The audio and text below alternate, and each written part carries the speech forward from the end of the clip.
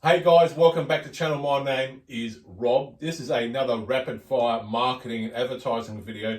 On this particular video, I'm going to go through and share with you guys something that I touched on in an earlier video, but I only went a little bit deep. This one here, I'm going to spend a bit more time and dedicate an entire video to this one particular subject. And it's something that I want you guys to try to test and measure, especially when it comes to your email marketing, because believe it or not, testing and measuring is the only thing that you really need to be doing when it comes to your advertising and marketing.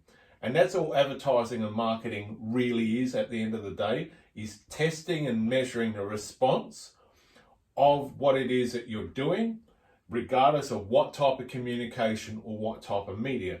And then what you do is, once you've sort of got to the peak of what you're doing, you start to test and measure by changing out little things to see if you can test and tweak it a little bit more to get a slightly higher response. So one of the things that I discovered in the earlier years when I was doing my apprenticeship, basically from 2000 onwards, is I come across a study.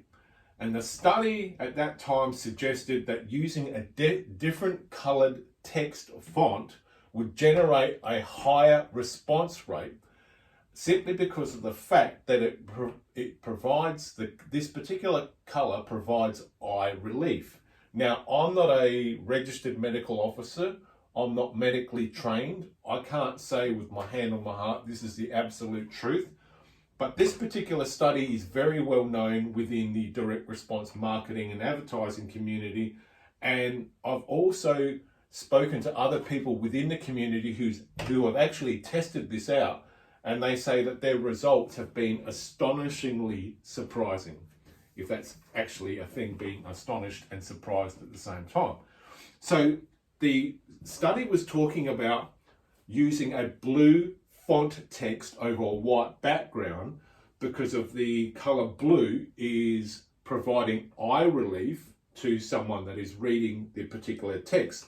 Now, what I can say is, and I'm going to use my copy of the Commonwealth Constitution to illustrate this, is typically the older books, not so much now, but there are some older textbooks. And if you're a professional, like if you've been through university and you're now a professional, you'll appreciate this.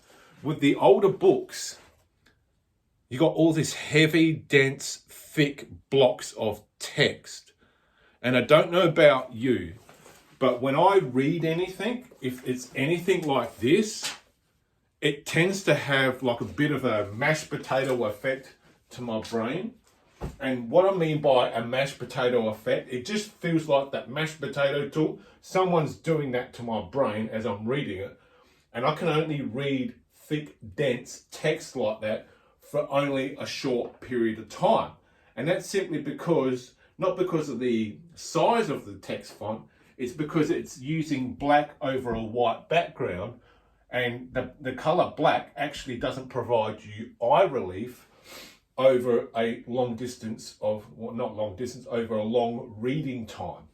Whereas the color blue, according to this study, and I've also experienced this myself when I was doing my apprenticeship, was I come across a lot of sales literature, especially from America, and I've got some of it lying around. I'll have to dig through some of my archive boxes later and see if I can do a third video about this. But when I was reading the color like blue font text material, I was able to like blow through this like you wouldn't believe. And it was not as dense as the constitutional book that I've just shown you guys, but it was relatively dense. But the thing was, because of the color blue, it was easy for me to actually read everything. So I think there is some science behind the color blue over a white background versus your typical black font over a white background. I think there's a bit of science in there, and it's something that I'm pretty interested in diving into a bit more if I can find someone that's actually either like a scientist or someone that specializes that within the medical field. And if I can find someone like that, I'll probably do like a little interview here in the bunker with them, speaking about the different colors that you can use when it comes to text. So what I would recommend is, if you use email, do a double blind study. And when I say double blind, it's like an A/B split test, and see which type of email pulls a greater response. So use a white background like you traditionally would, and go with a blue text font and see how that email goes. See if your readers actually read and fully engage with the text, and see if you get a higher response rate. If you do, then this particular study and what I've read is actually true and legit. And then do a second email, and in the second email have just purely your black and white setup, and test and measure the difference between the two to see which has got the greater response. I can already tell you it's going to be blue straight off the thing. If you want to use a black text though, to provide eye relief in the same way blue and white work together, if you want to go with a black text font, as I suggested in the previous video, go with a yellow background. So yellow as in my little 3x5 index cards.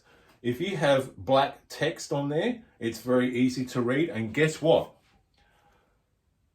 I inadvertently done this before I read the study, where I've got black text against a yellow background. So when I do my videos, that's what I'm reading off, and I'm actually practicing what I preach. It's just easier to read black text off a yellow background versus black text off a white background. I don't know, I'm not a scientist, I'm not a medical person, so I can't really articulate why there is a better response rate and why it's easier, but it does provide a lot of eye relief, and I was able to read an enormous amount of text in a shorter period of time versus them being able to read black over white. And yes, I have come across websites, I believe still to this day, thegaryhalbertletter.com, thegaryhalbertletter.com. I believe that in some of Gary's newsletters that there are examples of him talking about black over yellow. So go to the Gary Halbert Letter and go and check that out. But test that in your email marketing. I don't know how effective that would be doing an A/B split test if you're running a website, because you'd have to have two websites. So just test it in your email marketing, a white background with blue text font, and see if the engagement or the response rate is higher versus your black and white situation. And then run a third test and run a black text font over a yellow background. My name is Rob. This has gone to 8 minutes already. I like to keep these to 5, but I wanted to go a little bit deeper than the previous video did. My name is Rob. I've already said that for a second time. This is part of the rapid fire marketing and advertising video. I am out.